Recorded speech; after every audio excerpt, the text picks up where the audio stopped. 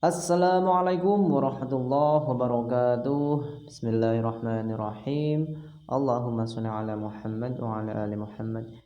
Jumpa lagi teman-teman pejuang CPNS Fighter di UB Channel. Channel yang mengupas tentang informasi CPNS dan yang lainnya. Teman-teman, kali ini kami akan berbagi tentang salah satu bahkan 3 berkas yang sangat diperlukan dalam pemberkasan CPNS, yaitu surat keterangan sehat jasmani, rohani, dan bebas nafsa. Dan kali ini UB Channel akan berbagi berdasarkan pengalaman pribadi teman-teman ya. Dan tentunya sebelum kita memulai, teman-teman silahkan klik tombol subscribe, like, komen, dan bagikan informasi ini ke yang lainnya agar channel ini semakin berkembang dan kami semakin semangat untuk memberikan informasi-informasi selanjutnya. Oke teman-teman, di sini saya tampilkan beberapa pertanyaan terkait surat keterangan ini ya. Kita mengacu dari kebijakan BKN kemarin di 9 dokumen telah kami buatkan videonya di nomor 6 dan 7. Coba kita baca bentar. Nomor 6, surat keterangan sehat jasmani dan rohani dari dokter yang berstatus PNS atau dokter yang bekerja pada unit pelayanan kesehatan. Ya, oke. Yang ketujuh, surat keterangan tidak mengkonsumsi atau menggunakan narkoba, psikotropika, serta zat-zat adiktif lainnya dari unit pelayanan kesehatan pemerintah.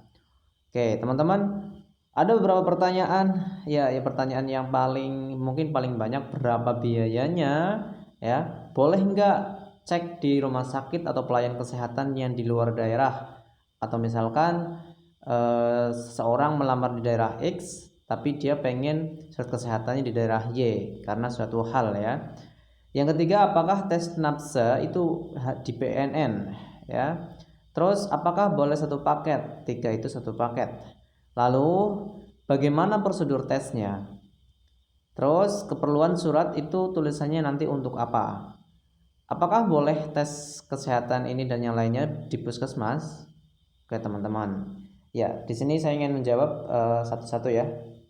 Walaupun tidak semua pertanyaan teman-teman semuanya saya jawab berhasil semuanya, ini beberapa hal yang mewakili banyaknya pertanyaan. Yang pertama, berapa biayanya? Biaya ini relatif teman-teman ya. Relatif, maybe tergantung rumah sakit yang dituju ya. Kalau dulu saya di rumah sakit itu ya, saya berbagi pengalaman aja ya. Dulu memang sebelum saya tes kesehatan ini saya mencari referensi gitu ya. Saya ke Bandung, saya ke yang lainnya gitu. Saya mencari referensi dan saya mendapatkan di sini ya, rumah sakit di Kebumen, dan kebetulan ini asli saya orang Kebumen. Berapa biayanya? Dulu kalau di Kebumen ini kalau nggak salah biayanya itu 180.000 kalau nggak salah. Ketika saya mencari informasi di tempat lain ada yang 500.000 ya dan sebagainya. Jadi kesimpulannya adalah berbeda-beda tiap rumah sakit bisa jadi. Namun tidak nyampe 1 juta ya. Paling maksimal 500.000. Nah, terus boleh nggak cek di luar daerah? Dulu aku itu daftar di Kabupaten Banyumas, sedangkan aku asli Kabupaten Kebumen. Artinya apa? Aku itu daftar di Kabupaten Banyumas, tidak tes kesehatan di rumah sakit di Kabupaten Banyumas. Berarti apa? Kalau dulu itu boleh cek di luar daerah. Sekarang bagaimana? Sekarang itu tergantung instansi masing-masing. Teman-teman bisa cek silahkan. Sekarang kalau nggak salah itu di instansinya itu sudah dipetakan kemana harus tes kesehatan ya. Berbeda nanti ketika pemberkasan menuju PNS.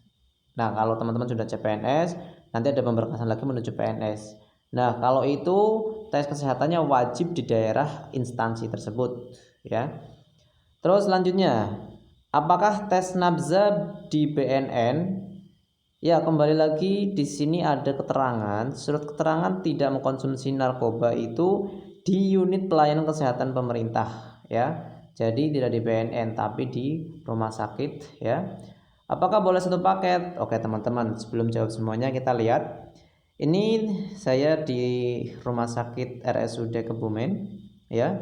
Ini surat keterangan bebas nafsa.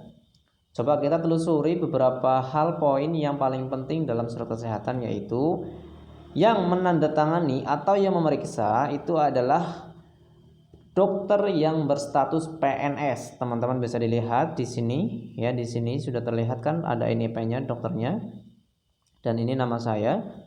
Nah, berhubung dulu pemberkasannya adalah pemberkasan manual, maka perlu legalisir. Nah, ini adalah legalisir teman-teman ya.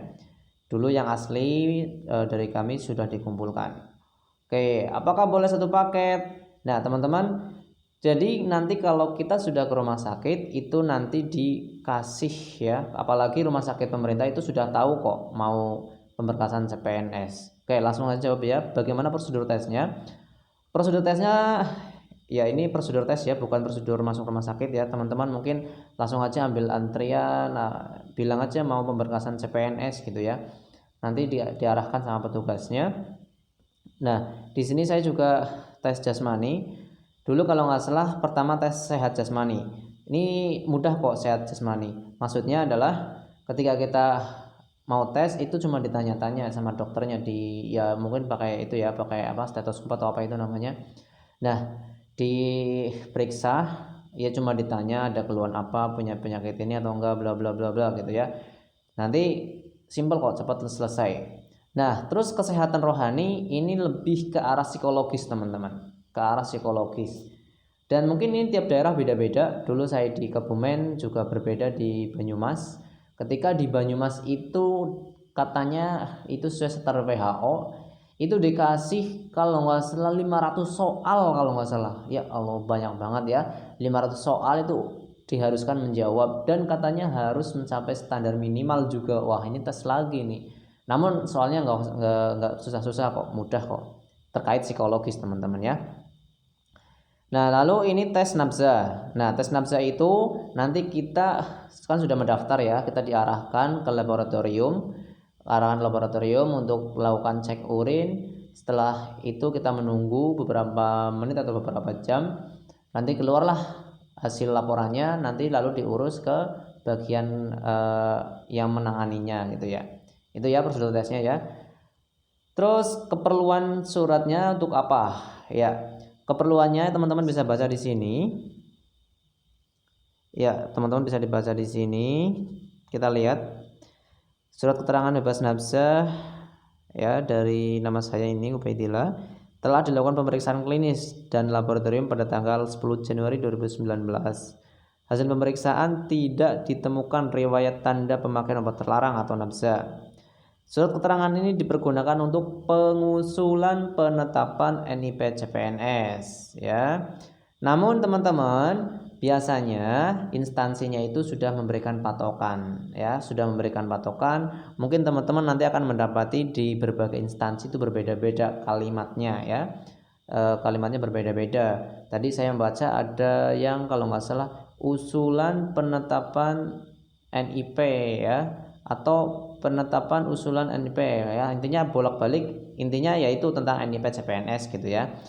Jadi saranku tetap teman-teman buka yang jelas, ada enggak ketentuan yang jelas dari instansi tersebut ya. Terus coba kita lihat yang ini, kita baca surat keterangan jasmani yang bertanda tangan di bawah ini. Dokter, ini ada dokternya ya teman-teman, ini karena di fotokopi, adalah dokter negeri pada Rumah Sakit Umum Kebumen, menerangkan bahwa Ubaidillah setelah dilakukan pemeriksaan kesehatan dinyatakan sehat. Surat ini dipergunakan untuk pengusulan penetapan NIP CPNS. Di sini ada keterangan tentang badannya.